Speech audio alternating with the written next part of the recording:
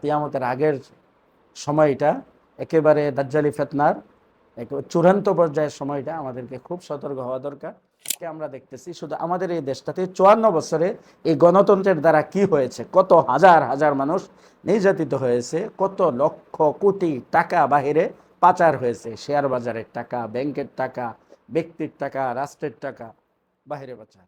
আফিয়া সিদ্দিকা পুরা পৃথিবীর আমাদের একজন বিজ্ঞানী নামদারি কোরআনের হাফেজ, তাকে তারা 3টা কুলের বাচ্চা সহ বিক্রি করেছে আমেরিকানদের কাছে। আফগানিস্তানের মোল্লা আব্দুল সালাম জাইফকে উলঙ্গ করে তারা বিক্রি করেছে আমেরিকার কাছে। হাজার হাজার আরব যুবকদেরকে তারা ধরে দিয়েছে আমেরিকার কাছে। এইভাবে তারা করতে রয়েছে। তো নামধারী তো মুসলমান, একদল আলেম তাদের সাথে আছে, তো করতেছে কি এখন? এই কাফেরদেরকে বন্ধুরূপে গ্রহণ করা এবং তাদের বিধানকে, তাদের গণতন্ত্রকে, তাদের সমাজতন্ত্রকে, তাদের ধর্মনিরপেক্ষতাবাদকে গ্রহণ করার কারণে আমাদের উপর এই নির্যাতন আমভাবে পুরা দুনিয়াতে মুসলমানদের উপর।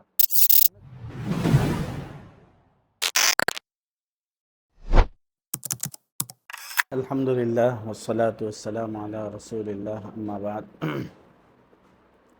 ফাআউযু বিল্লাহি মিনাশ শাইতানির রাজীম। বিসমিল্লাহির রহমানির রহিম। وإذ قال ربك للملائكة إني جاعل في الأرض خليفة صدق الله العظيم। প্রিয় ভাইরা, আল্লাহ সুবহানাহু ওয়া তাআলার শুকরিয়া যে আল্লাহ সুবহানাহু ওয়া তাআলা আমাদেরকে সারাদিন রোজা রেখে তারাবি পড়ার সুযোগ দিয়েছেন, এই জন্য শুকরিয়া দান বলি আলহামদুলিল্লাহ। আজকে হলো 3 মার্চ। এই দিনটা ঐতিহাসিক একটি দিন, একটি গুরুত্বপূর্ণ দিন, মুসলিম উম্মার জন্য একটি স্মরণীয় দিন। 1924 সালে এই দিনে আমাদের খেলাফত ধ্বংস হয়েছে, খেলাফতের সূর্য অস্তমিত হয়েছে। আল্লাহ সুবহানাহু ওয়া তাআলা দুনিয়া সৃষ্টির পর দুনিয়াতে মানুষ পাঠাবেন, এই জন্য ফেরেশতাদের সাথে বলেছেন ইন্নী জাইলুন ফিল আরদি খলিফা, আমি দুনিয়াতে আমার খলিফা, প্রতিনিধি পাঠাবো। তো মানুষ দুনিয়াতে আল্লাহর খলিফা হিসাবে এসেছে, আল্লাহর প্রতিনিধি। আল্লাহর আহকামাতগুলো, আল্লাহর হুকুমগুলো, আল্লাহর বিধানগুলো তারা বাস্তবায়ন করবে দুনিয়াতে, এই জন্য মানুষকে পাঠানো হয়েছে। তো দুনিয়ার শুরু থেকে নিয়ে আমাদের নবী সাল্লাল্লাহু আলাইহি ওয়াসাল্লাম পর্যন্ত আল্লাহ তাআলা বিভিন্ন এলাকাতে বিভিন্ন সময় নবী আম্বিয়াদেরকে পাঠিয়েছেন। আমাদের নবী শেষ নবী, সর্বশেষ নবী, আখেরি নবী। তো আমাদের নবী সাল্লাল্লাহু আলাইহি ওয়াসাল্লামকে আল্লাহ সুবহানাহু ওয়া তাআলা সারা দুনিয়ার নবী হিসাবে, কিয়ামত পর্যন্ত নবী হিসাবে পাঠিয়েছেন। খেলাফতের দায়িত্ব, শরীয়তের দায়িত্ব, সমস্ত দায়িত্ব দিয়ে আল্লাহ পাঠিয়েছেন। নবী সাল্লাল্লাহু আলাইহি ওয়াসাল্লাম চলে গিয়েছেন। তো আমাদের নবী যেহেতু শেষ নবী, আখেরি নবী, তারপরে আর কোনো নবী আসবেন না কিয়ামত পর্যন্ত। তো নবী আলাইহিস সালামের দায়িত্বগুলো উম্মতের উপর দিয়ে গেছেন। তো উম্মত দুনিয়া পরিচালনার জন্য খেলাফতের সিস্টেম, শরীয়ত প্রতিষ্ঠার যে পদ্ধতি, নবীর বাতানো পদ্ধতি, সেইভাবে নবীর সাহাবায়ে কেরাম 30 বছর যাবৎ চালিয়েছেন। 30 বছর পর্যন্ত ওই খেলাফত, খিলাফা আলা মিনহাজিন নবুওয়া, নবী আলাইহিস সালাম যেই সিস্টেমে পৃথিবী পরিচালনা করেছেন, রাষ্ট্র পরিচালনা করেছেন, সমাজ পরিচালনা করেছেন, পরিবার পরিচালনা করেছেন, ব্যক্তি পরিচালনা করেছেন, সেইভাবে সাহাবায়ে কেরাম 30 বছর পর্যন্ত পরিচালনা করেছেন। সাহাবায়ে কেরামের পরে এসেছেন সাহাবী এবং তাবেঈন। হযরত আমির মুআবিয়া রাদিয়াল্লাহু তাআলা আনহু সাহাবী ছিলেন। তারপর থেকে তাবেঈনরা প্রায় 100 বছর পর্যন্ত রাষ্ট্র পরিচালনা করেছেন, একেবারে আল্লাহর শরীয়ত অনুযায়ী, আল্লাহর হুকুম অনুযায়ী,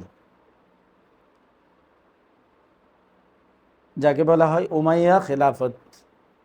উমাইয়া খেলাফতের পর আল্লাহ সুবহানাহু ওয়া তাআলা উমাইয়া খেলাফতের বিদায়ের পর আল্লাহ দিয়েছেন আব্বাসী খেলাফত। আব্বাসী খেলাফত ছিল প্রায় 500 বছরের ঊর্ধ্বে। আল্লাহ শরিয়া প্রতিষ্ঠা ছিল। হ্যাঁ, খলিফাদের মধ্যে ভালো খারাপ জালেম ছিল, কিন্তু রাষ্ট্র পরিচালনা হতো আল্লাহর বিধান অনুযায়ী, কোরআন সুন্নাহ অনুযায়ী। ত্রুটি ছিল। উমাইয়া খেলাফতের পর আব্বাসী খেলাফত বিদায় নিল, তারপরে আল্লাহ সুবহানাহু ওয়া তাআলার পক্ষ থেকে আরেকটা হাদিয়া এই উম্মতের জন্য ছিল, উসমানী খেলাফত, তুর্কি সুলতানাত।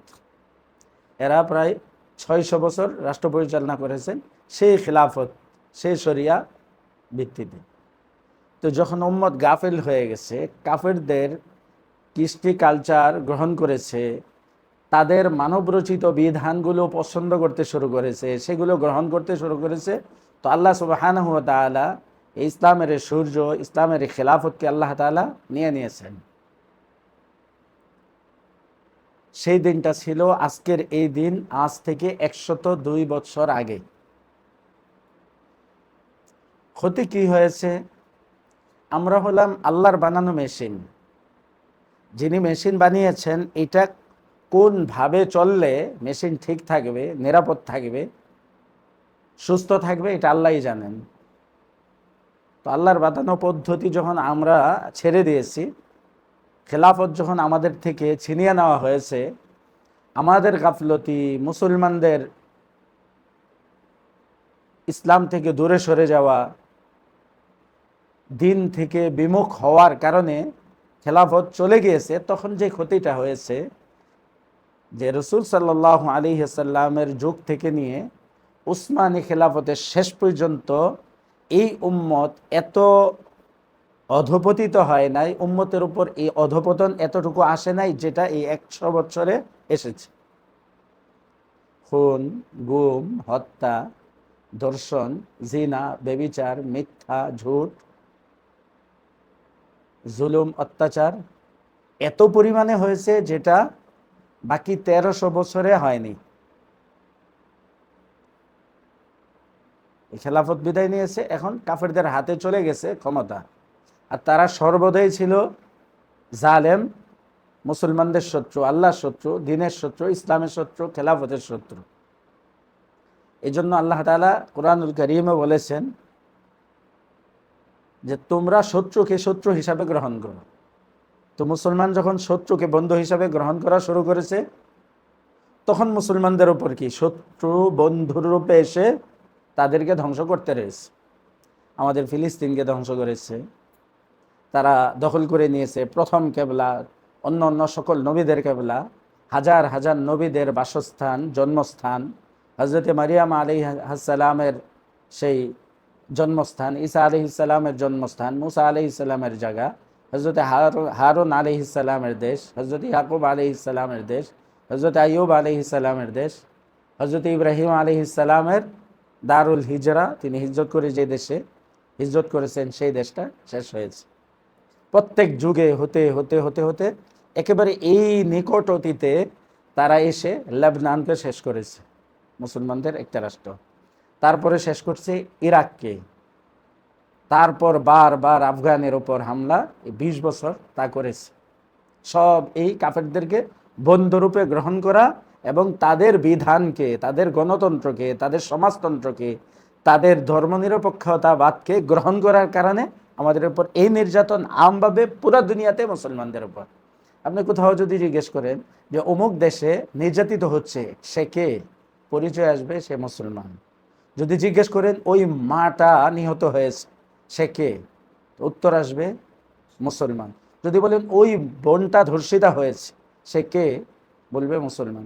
আমেরিকাতে কোনো ব্যক্তি মানে নির্যাতিত হয়েছে, কে সেটা? যে এটা মুসলমান। আপনার ভারতে প্রতিদিন হত্যা হচ্ছে, শিশু বাচ্চা, 2.5 বছরের বাচ্চা, 3 বছরের বাচ্চা, 6 বছরের বাচ্চা, সে ধর্ষিতা হয়েছে, সে কে? যে মুসলমানদের সন্তান। সারা দুনিয়াতে একই উত্তর আসবে, মুসলমান, মুসলমান, মুসলমান। কারণ যে মুসলমান তাদের দেওয়া নীতিমালাকে বাদ দিয়ে আল্লাহ যা দিয়েছেন কাফেরদের, সেটা তারা গ্রহণ করেছে। এটার নামই গণতন্ত্র। আজকে আমরা দেখতেছি শুধু আমাদের এই দেশটাতে 54 বছরে এই গণতন্ত্রের দ্বারা কি হয়েছে, কত হাজার হাজার মানুষ নির্যাতিত হয়েছে, কত লক্ষ কোটি টাকা বাহিরে পাচার হয়েছে, শেয়ার বাজারের টাকা, ব্যাংকের টাকা, ব্যক্তির টাকা, রাষ্ট্রের টাকা বাহিরে পাচার। প্রত্যেক বছর কতগুলো খুন, হত্যা, গুম, ধর্ষণ, জিনা, ব্যভিচার, এভাবে চলতেছে। একমাত্র কারণ হলো আমরা আল্লাহর দিনকে ছেড়ে দিয়েছি। কারণ এটা তো আল্লাহর মেশিন, তো এটা কিভাবে কি দিয়ে চলবে, পেট্রোল দিয়ে চলবে না তেল দিয়ে চলবে, এটা তো আল্লাহ জানেন না।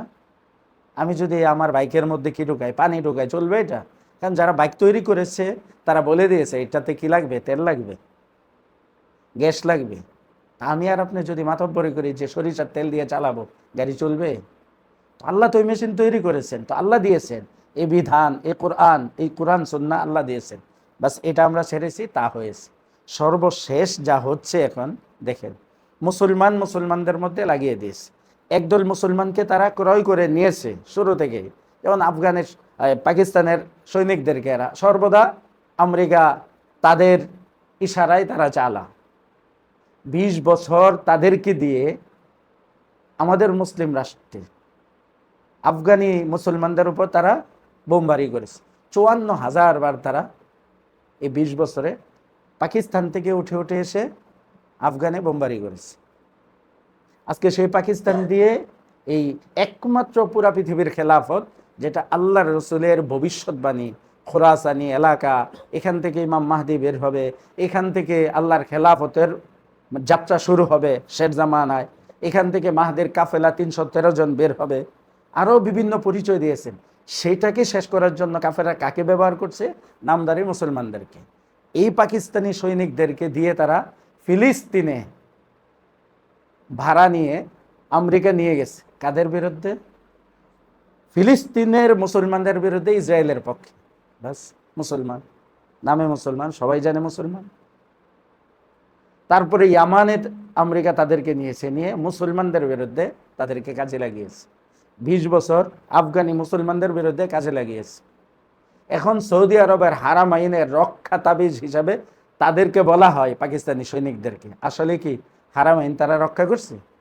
যত আকাম কুকাম আছে সবগুলো তারা সৌদি সরকার করতেছে, রক্ষণাবেক্ষণ কি করছে? পাকিস্তানি সৈনিকরা। হাজার হাজার আলেমদেরকে হত্যা করতেছে। আপনারা 2001-এ যখন হামলা হয়েছে, আফিয়া সিদ্দিকা, পুরা পৃথিবীর আমাদের একজন বিজ্ঞানী নামদারি কোরআনের হাফেজ, তাকে তারা 3টা কুলের বাচ্চা সহ বিক্রি করেছে আমেরিকানদের কাছে। আফগানিস্তানের মোল্লা আব্দুল সালাম জাইফকে উলঙ্গ করে তারা বিক্রি করেছে আমেরিকার কাছে। হাজার হাজার আরব যুবকদেরকে তারা ধরে দিয়েছে আমেরিকার কাছে। এইভাবে তারা করতে রয়েছে। তো নামদারি তো মুসলমান, একদল আলেম তাদের সাথে আছে, তো করতেছে কি এখন? এই মুসলমান নামদারি রাষ্ট্রটা তো মুসলমান, সেখানে 95% জনগণ ইসলামের পক্ষে, মুসলমানদের পক্ষে, কিন্তু কলকাঠিল নাড়াইকে আমেরিকা তাদের হাতে। পাকিস্তানের একটা সরকারও নিজস্বভাবে রাষ্ট্র পরিচালনা করতে পারে না, পুরাটা সেনাবাহিনী চালা। সেনাবাহিনীকে হাতে নিয়ে শুধু তারা নামকে ওয়াস্তে সরকার থাকে।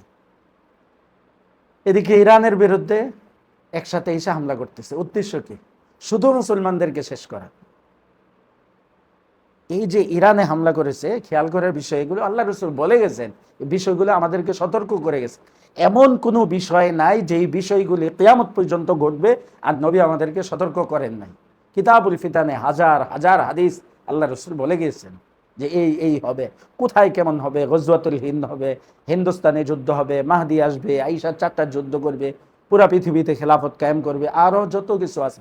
শামের অবস্থা কি হবে, সিরিয়ার অবস্থা কি হবে, আরবের অবস্থা কি হবে, তুরস্কের অবস্থা কি হবে, ইরানের অবস্থা কি হবে, বা একেবারে পুঙ্খানুপুঙ্খানুভাবে আল্লাহ রসুল বলে দিয়ে গেছে।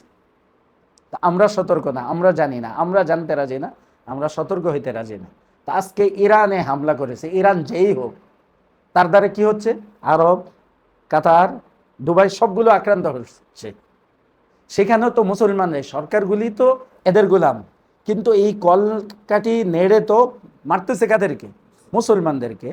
নষ্ট হচ্ছে মুসলমানদের সম্পদ সব দিকেই। কাফেরদের এগুলো বড় চক্রান্ত। এটা কিয়ামতের আগের সময়টা, একেবারে দাজ্জালি ফিতনার চূড়ান্ত পর্যায়ের সময়টা, আমাদেরকে খুব সতর্ক হওয়া দরকার, খুব বোঝা দরকার, জানা দরকার। সেই অনুযায়ী নিজের ঈমান, আমল, নিজের পরিবার, নিজের সন্তানগুলো চালানো দরকার। না হয় এই সন্তান আমার হাত ছাড়া হয়ে যাবে। কিভাবে? মৃত্যুতে যদি ঈমান ছাড়া হয়, হক ছাড়া হয়, দাজ্জালিয়াতের উপর মৃত্যুগুলি হয়, তো এই সন্তানরা আমার হাত ছাড়া হবে, এই স্ত্রী, এই পরিবার, এই বন্ধু বান্ধব, এগুলো আমার হাত ছাড়া হবে। যেন খুব সতর্ক হওয়া দরকার। আল্লাহ তাআলা আমাদেরকে বোঝার তৌফিক দান করুক, সতর্ক থাকার তৌফিক দান করুক। এই ফিতনা থেকে পুরা পৃথিবীর উম্মতে মুসলিমাকে আল্লাহ তাআলা হেফাজত করুক এবং আমাদেরকে সঠিক রাস্তা, যেটা হককে হক হিসাবে বোঝা, বাতিলকে বাতিল হিসাবে বোঝার তৌফিক দান করুক। দু একটা মাসালা আলোচনা করি। এই যে মহিলাদের দিনের বেলা যদি হায়েজ নেফাস থেকে পবিত্র হয়ে যায় না, মাঝখানে দিনের বেলা হলো, শুরুতে হায়েজ নেফাস ছিল, তো যার কারণে সে রোজা ছিল না, পরে সুস্থ হয়ে গেছে দুপুরের দিকে, এখন সে কি করবে? তো সে যদি সুস্থ থাকে, ঠিক আছে, সুস্থ সবল থাকে, তাহলে ইফতার পর্যন্ত সে কি করবে না? খাবার দাবার খাবে না। এটা রমজানের পবিত্রতা রক্ষা করতে গিয়ে, আজমত রক্ষা করতে গিয়ে সে সন্ধ্যা পর্যন্ত না খেয়ে থাকবে। পরবর্তীতে এই রোজাটা কাজা করবে, যেহেতু এই দিনটা সে কিছুটা হইলেও পেয়েছে, এই জন্য। এটা একটা মাসালা। দ্বিতীয় একটি মাসালা হলো, কোনো পাগল অথবা নাবালেগ দিনের বেলা বালেগ হয়ে গেছে, তো বালেগ হওয়ার সাথে সাথে তো তার উপর নামাজ রোজা ফরজ, বা পাগল সুস্থ হওয়ার পরে নামাজ রোজা ফরজ, সেও বাকি সময়টুকু না খেয়ে থাকবে একেবারে ইফতার পর্যন্ত। পরবর্তীতে এই রোজাটা সে কাজা করবে। কোনো অসুস্থ ব্যক্তি বা মুসাফির, সে রোজা রাখে নাই, তো খাওয়া দাওয়া করতে পারবে, কারণ এটা তো কষ্টের জন্য, অসুস্থ অথবা সে সফর অবস্থায় কষ্টের কারণে সে রোজা রাখে নাই, তাহলে সে খাবার দাবার খাবে গোপনে, কারো সামনে খাবে না, ওপেনভাবে খাবে না, রমজানের মর্যাদা রক্ষা করতে গিয়ে। তো মুসলমান এখন পর্দা লাগিয়ে খায় না, হোটেলের মধ্যে লাল পর্দা নীল পর্দা সম্পূর্ণ হারাম, এই খাবারটাই হারাম। মুসলমান ওজোর ছাড়া হালাল খাবারটাই রমজানের দিনের বেলা খাওয়াটা হারাম। দুইটা অন্যায় তার, একটা হলো রোজা না রাখার অন্যায়, আরেকটা হলো হারাম খাওয়ার অন্যায়, সে হারাম খাচ্ছে।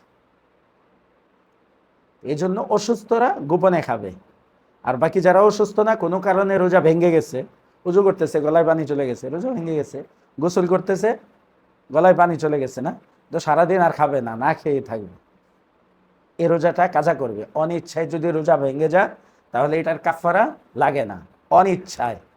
আর ভুলে খাইলে তো বাস রোজাই ভাঙবে না।